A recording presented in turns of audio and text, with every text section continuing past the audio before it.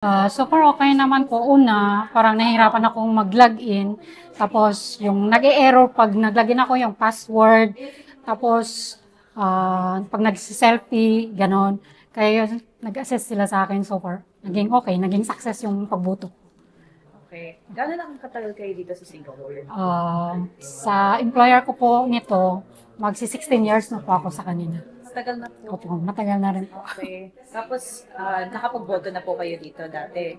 Yes po, last 2017 yung si PRRD po noon.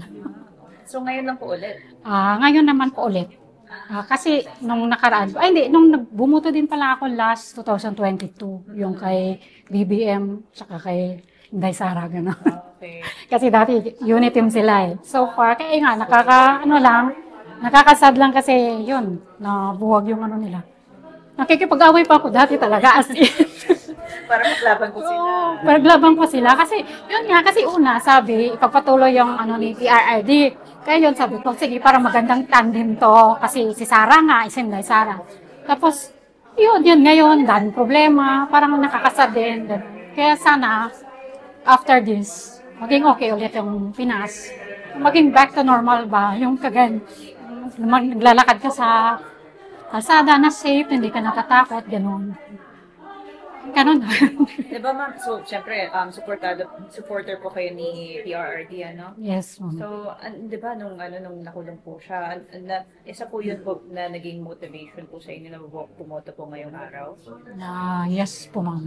Paano po ma'am? Ano po yung naramdaman nyo at kinailangan nyo pong bumoto? Nakakasad lang kasi kung sino pa yung leader na may magandang hangarin sa Pinas, sa bansa natin, gano'n, at sa mga sambayanan, yun pa yung parang napaka-unfair naman kasi. Pero alam ko, wala naman tayong magagawa gano'n. Pero sana maging maayos lahat yon at mabalik si PRD sa Pinas. Yun lang po.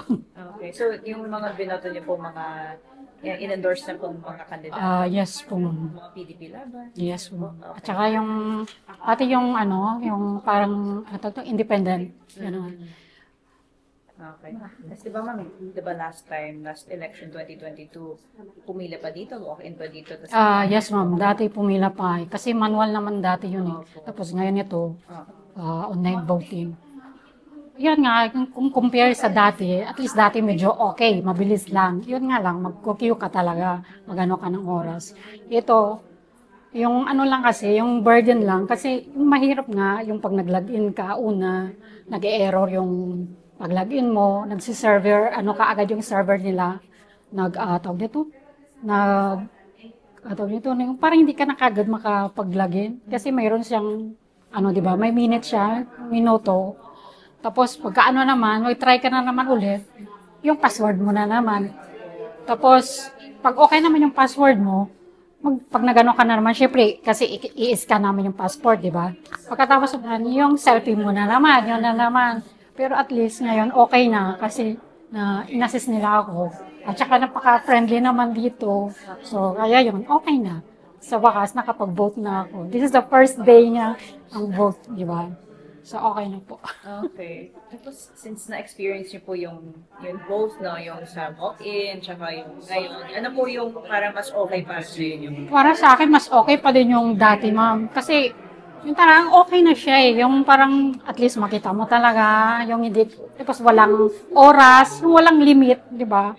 Ngayon kasi may limit siya eh. Kailangan maano mo talaga. Yeah, may time limit po siya, ma'am eh. Kasi pag nag-expired siya, hindi mo na pwedeng anuhin. Kailangan talaga mabilis ka. Alam mo talaga, dapat may kopya ka na. Kasi pag wala, mag-expired siya eh. So, kailangan mag-try ka na naman ulit. So, parang uulit-ulit ka, ganun. Pero okay lang po ma'am, kasi at least ako nakabuto na ako, tapos na. So parang tapos na yung stress ko. Masaya pa po na. Masaya po ako kasi nakapagbuto na po ako. Yan lang po.